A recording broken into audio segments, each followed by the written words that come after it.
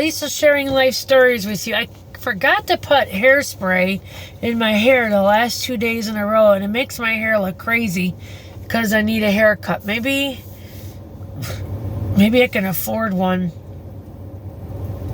this week. My dog's getting one. My dog's is like almost $60, which is horrible, but he don't get them that much, you know. And he, excuse me, he's been needing one for a long, long time, and it's just, he's actually gotten hot and everything, and I don't want him to look messy and dirty. He's got to have one, and I want him to skin him right down to his skin, because that'll also help his skin. And he got sprayed by a skunk. My husband's supposed to go get vinegar today. He's just so hopeless. I gave him $10 the other day to get his potato chips and dip when I had money. So he's supposed to get a vinegar too, and I got to remind him. Now I got no ice cream either. Oh, I'm going to kill him. But anyways, that's not what this video is about. I apologize. What this video is about, there's a wonderful nurse, Nurse Julie. She's on TikTok. She's on YouTube. I love the woman to death. I wish I would have seen this woman when I was taking care of my dad and my dad was actively passing away. I don't want to say dying. It's such a cold, hard term. We don't die. We pass on into the next dimension with God. And I truly believe that in my heart and soul. And this was very confusing for me, and I'm hoping doing this will help somebody else out. Hospice was nice, but it leads you to believe they're there every minute with you, and they're not. That's why I didn't want my mother-in-law to come home when she was actively dying. I couldn't go through that again, what I went through with my father, and I felt so bad about that. But leaving her in the hospital, and she was passing on, and she was there like for 5 days, and I just wish her daughters would have went there more. But what are you gonna do? But it just hurt me. I couldn't see her like that. I loved her. I grew so close to my mother-in-law, Patty Rogers, I'd call her, that it just tore me up to see her like that. I don't even want to think about it because I'm going to start crying.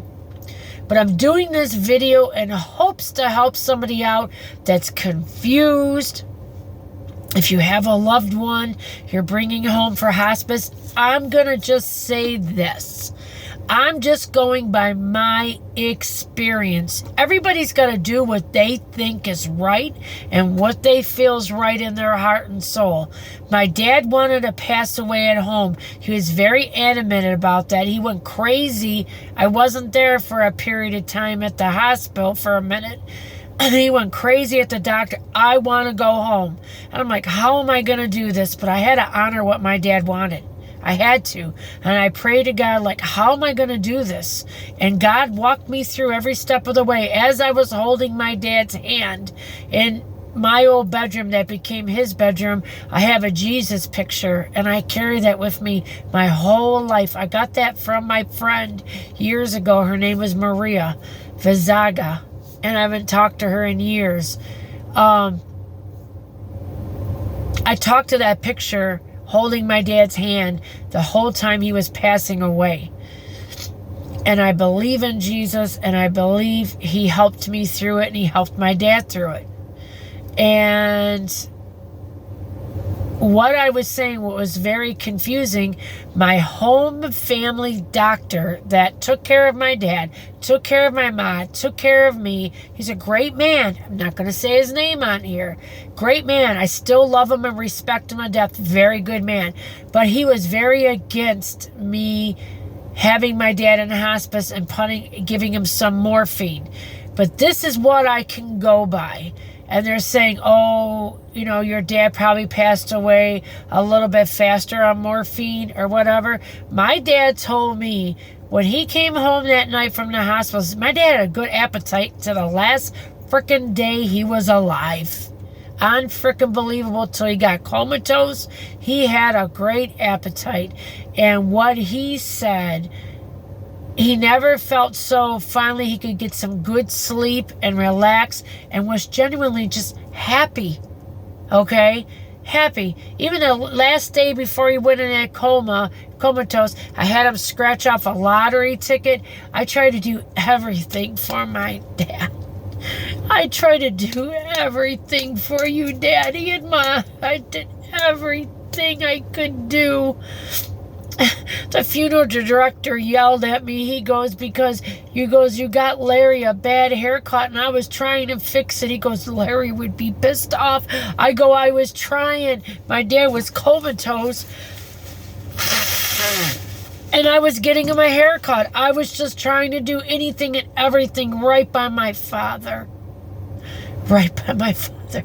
I held on my dad with the death grip. I wouldn't let him go.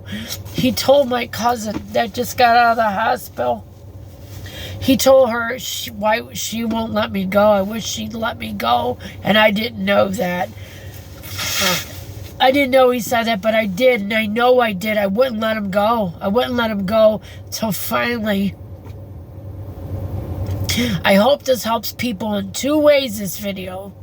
And finally I told him, you can go. You're safe. You're at home. You're at 30641 Palomino. And I love you, Daddy. And I must have said that over and over and over again. Go to Mama. Go to Mama. Go to Grandma. And I know my grandmother was there, his mother, because he was there the day she died. And that's another whole story I got to tell you guys about. But I know she was there because out of nowhere the day before, I heard the word Ginia. That means baby in Polish. That's what my dad was known for. And I've never thought or heard that word in 20-some years. And then all of a sudden I hear it in my head. My grandmother was there for my dad, and so was my mother. They were there for him to come over and pass on.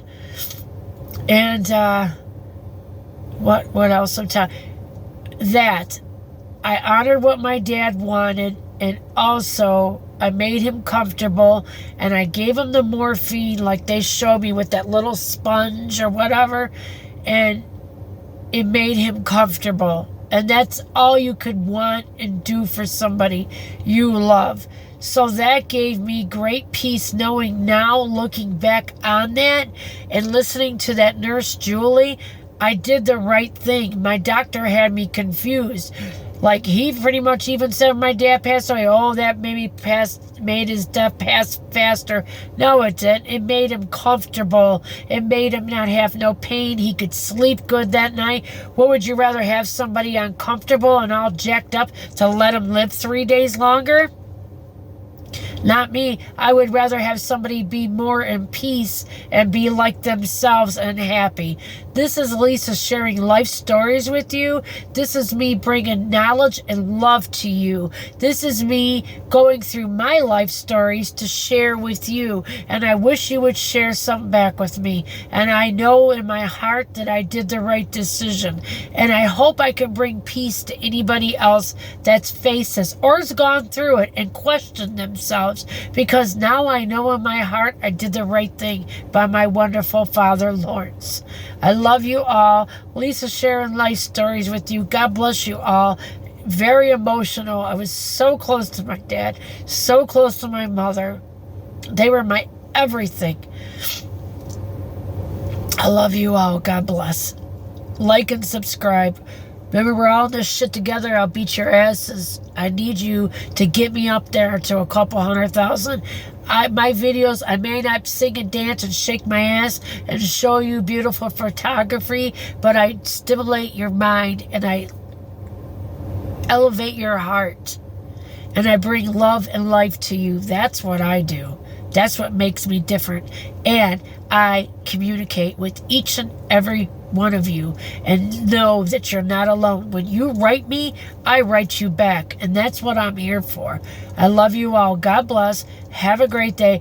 And seriously, subscribe to me and get my ass out there. I need to be at 1 million people. If anybody has a good platform, I have a good platform, and I love my subscribers, and I'm good to them, and they're good to me back. Have a beautiful day. Subscribe. God bless. And I'll be bringing you something really good tomorrow. Have a great day. Bye.